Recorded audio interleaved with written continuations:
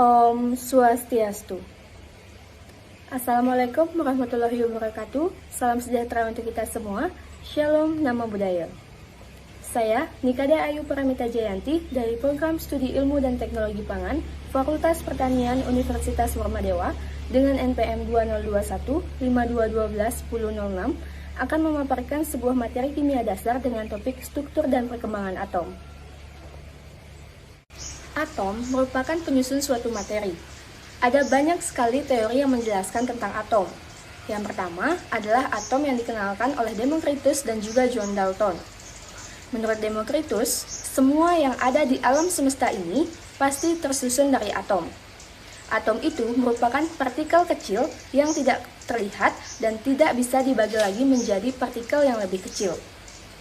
Kemudian, atom merupakan partikel padat yang tidak bisa dihancurkan. Setiap atom-atom yang menyusun suatu materi pasti mempunyai bentuk yang sama atau homogen. Mereka dipisahkan oleh yang namanya ruang hampa. Setiap atom mempunyai massa, bentuk, ukuran, posisi, dan susunan yang berbeda-beda tergantung materinya. Misalkan atom pada buku. Buku ini tersusun dari atom-atom yang bentuknya seperti buku, dengan bentuk dan ukuran yang sama. Sayangnya, apa yang dikatakan oleh Democritus ini baru sebatas hipotesis saja, belum bisa dibuktikan secara ilmiah kebenarannya.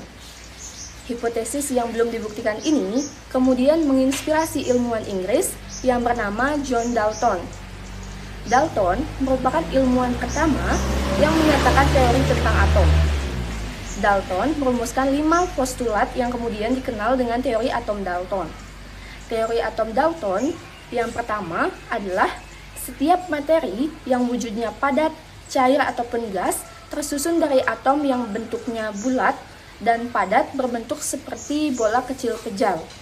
Kemudian yang kedua, atom mempunyai massa dan sifat yang identik, artinya setiap atom yang menyusun unsur yang sama akan memiliki massa dan sifat yang sama meskipun jumlahnya berbeda.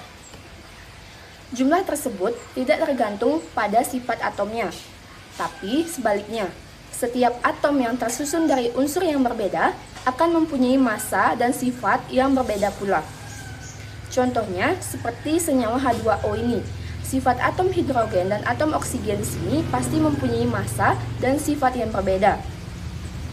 Setiap atom juga bisa bergabung membentuk senyawa tertentu melalui reaksi kimia, misalnya atom C dan atom O yang dapat bergabung membentuk senyawa karbon dioksida. Tetapi, atom tidak bisa diciptakan ataupun dimusnahkan melalui reaksi kimia. Sebagai contoh, terlihat pada reaksi pembentukan air ini. Yang di sebelah kiri merupakan reaktan dan yang sebelah kanan merupakan produk. Di dalam produk dan reaktan sama-sama terdapat atom hidrogen dan oksigen yang jumlahnya sama. Berdasarkan hal tersebut, dapat disimpulkan bahwa atom tidak dapat diciptakan ataupun dimusnahkan melalui reaksi kimia.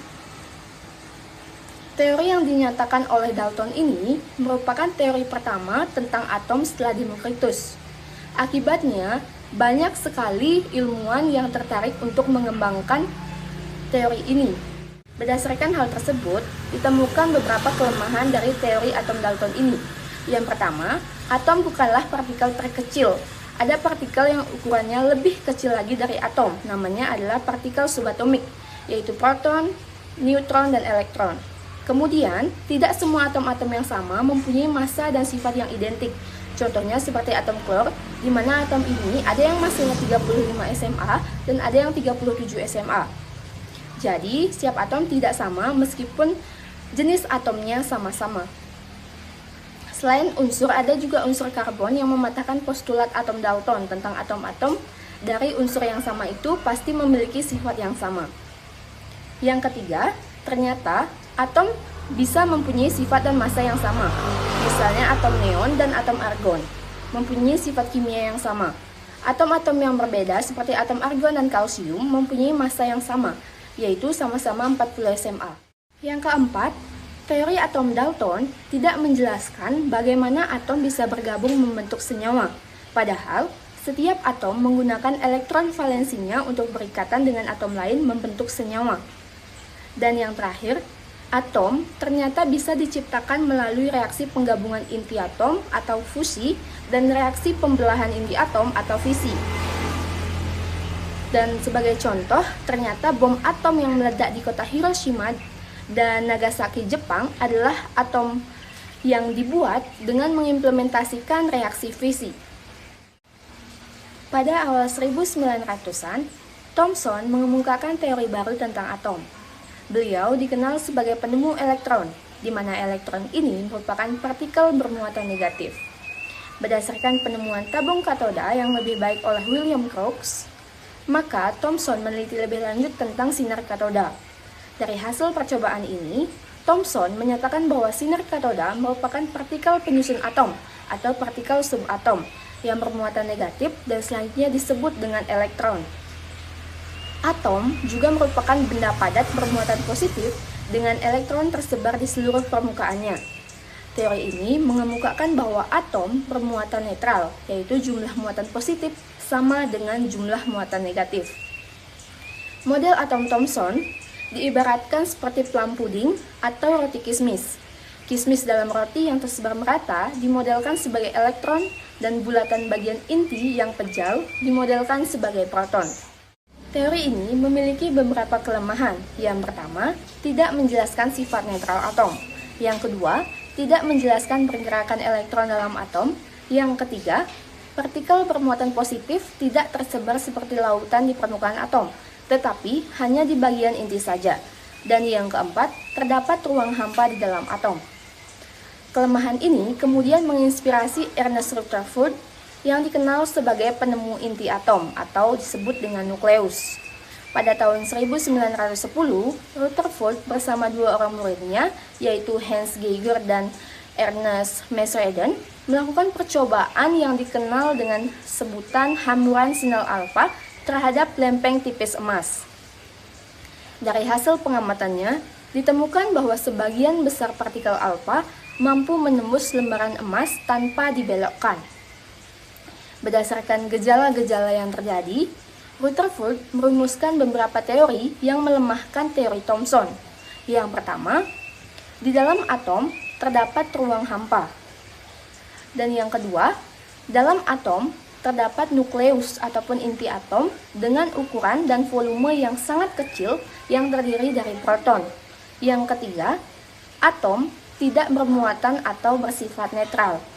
Teori ini juga memiliki beberapa kelemahan, yaitu dalam hasil eksperimen dan teori yang dituliskan tidak menjelaskan kestabilan atom. Yang kedua, tidak menjelaskan susunan elektron yang mengorbit inti atom. Kelemahan-kelemahan ini kembali dikaji oleh ilmuwan yang bernama James Chadwick, yang dikenal sebagai penemu neutron. Neutron ini merupakan partikel yang tidak bermuatan di dalam inti atom. Pada tahun 1932, James Chadwick mengemukakan model atom berdasarkan pada model atom Rutherford. Berdasarkan hasil percobaan dengan menembakkan partikel alfa terhadap berilium, didapatkan suatu partikel yang tidak bermuatan yang disebut dengan neutron. Massa neutron ini sedikit lebih besar dibandingkan dengan massa proton.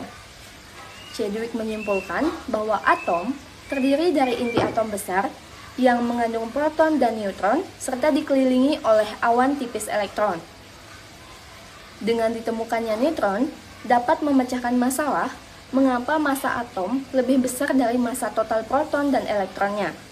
Adapun kesimpulan dari hasil percobaan Chadwick yang pertama yaitu, selain proton, juga terdapat neutron dalam inti atom yang massanya sama dengan proton. Yang kedua, massa dan ukuran neutron itu lebih kecil daripada atom. Yang ketiga, neutron menempati ruang hampa di sekitar nukleus dalam atom dan mengelilingi nukleus. Pada tahun 1913, Niels Bohr kembali memperbaiki kegagalan atom Rutherford melalui percobaannya tentang spektrum atom hidrogen. Berdasarkan hasil percobaannya, Bohr memberikan gambaran keadaan atau kedudukan orbit elektron dalam menempati daerah di sekitar inti atom.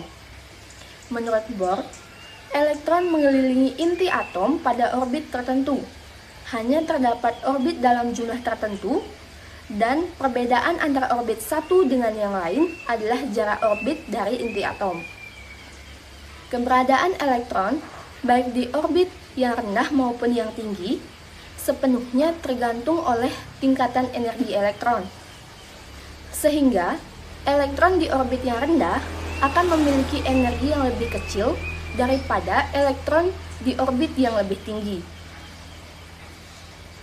Penjelasan Bohr tentang atom melibatkan gabungan teori klasik dari Rutherford dan teori kuantum dari Planck. Dan secara garis besar, Bohr mengemukakan model atomnya sebagai berikut. Yang pertama, atom terdiri dari inti atom yang bermuatan positif dan dikelilingi oleh elektron yang berputar pada orbit stasioner, di mana orbit stasioner ini merupakan lintasan elektron untuk berputar. Yang kedua, orbit tempat elektron mengelilingi nukleus disebut dengan tingkat energi. Yang ketiga, elektron juga dapat mengalami eksitasi atau absorpsi, yaitu penyerapan energi ketika elektron berpindah dari tingkat energi rendah ke tingkat energi yang lebih tinggi. Dan yang keempat, dapat mengalami deeksitasi, yaitu memancarkan atau melepas energi ketika elektron berpindah dari tingkat energi tinggi ke tempat yang lebih rendah. Teori ini memiliki beberapa kelemahan.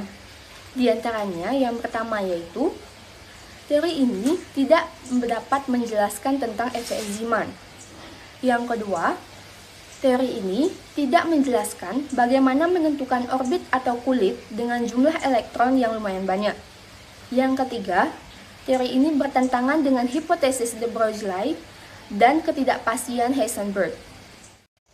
Setelah ditemukan beberapa kelemahan dari teori atom yang diciptakan oleh para ilmuwan, kemudian menginspirasi Erwin Schrödinger dengan mencetuskan teori mekanika kuantum. Beliau mengaplikasikan hipotesis de Broglie dan teori ketidakpastian Heisenberg sebagai dasar teori atom mekanika kuantum. Model atom mekanika kuantum merupakan model atom yang paling modern dan digunakan sampai saat ini. Menurut beliau, atom terdiri dari inti atom bermuatan positif dan awan-awan elektron yang mengelilinginya.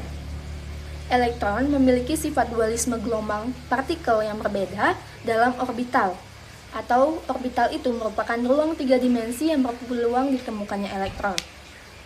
Semakin dekat dengan inti atom, peluang ditemukannya elektron akan semakin besar, atau elektronnya akan semakin banyak. Menurut teori ini, ada 4 jenis orbital, yaitu S, P, D, dan F.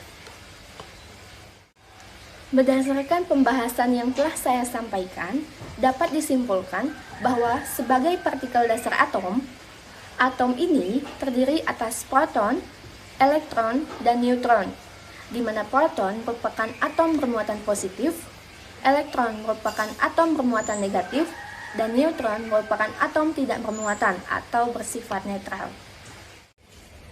Demikian pemaparan materi dari saya. Saya mohon maaf apabila ada salah kata. Saya tutup dengan Parama Santi. Om Santi Santi Santi Om. Assalamualaikum warahmatullahi wabarakatuh. Salam sejahtera untuk kita semua. Shalom.